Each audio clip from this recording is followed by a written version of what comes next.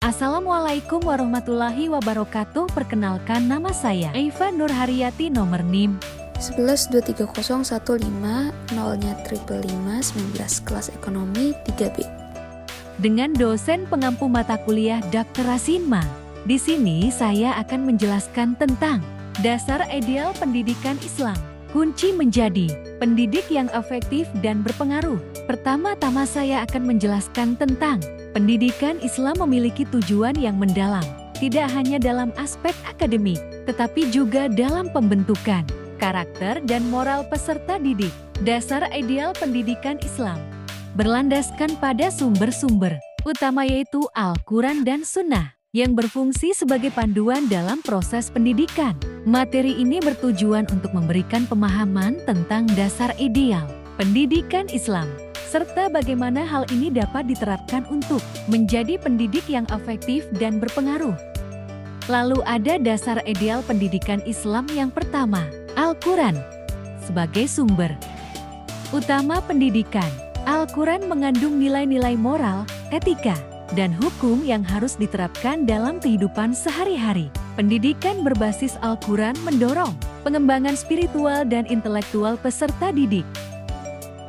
Yang kedua, Sunnah Nabi Muhammad SAW memberikan contoh konkret tentang bagaimana pendidikan seharusnya dilaksanakan. Metode pengajaran Nabi mencakup pendekatan yang adil dan efektif, serta memperhatikan kondisi psikologis peserta didik. Yang ketiga, ijma dan qiyas. Ijma kesepakatan para ulama dan qiyas analogi merupakan sumber hukum yang penting dalam pendidikan Islam. Keduanya membantu dalam penyesuaian ajaran Islam dengan perkembangan zaman. Selanjutnya, gimana sih cara atau kunci menjadi pendidik yang efektif? Pertama-tama, pendidik harus menguasai materi ajar. Pendidik harus memiliki pengetahuan yang mendalam tentang materi ajar berdasarkan Al-Quran dan Sunnah. Selanjutnya, pendidik melakukan pendekatan holistik, yaitu menggunakan pendekatan yang mengintegrasikan aspek spiritual, intelektual, dan emosional dalam proses pengajaran.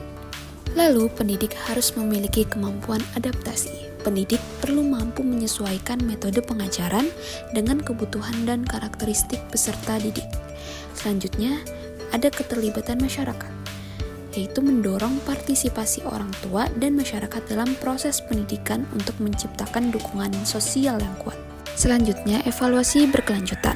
Pendidik melakukan evaluasi terhadap proses belajar mengajar secara berkala untuk meningkatkan efektivitas pendidikan.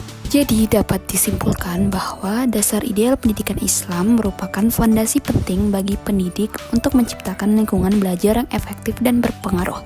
Dengan memahami dan menerapkan prinsip-prinsip ini, pendidik dapat membentuk generasi yang tidak hanya cerdas secara akademis, tapi juga memiliki karakter yang kuat sesuai dengan ajaran Islam. Sekian materi yang saya sampaikan. Semoga kita semua bisa menjadi pendidik yang efektif dan berpengaruh dengan menerapkan dasar ideal pendidikan dalam pembelajaran. Selamat belajar, selalu ingat bahwa menjadi pendidik yang efektif adalah tanggung jawab besar yang penuh makna.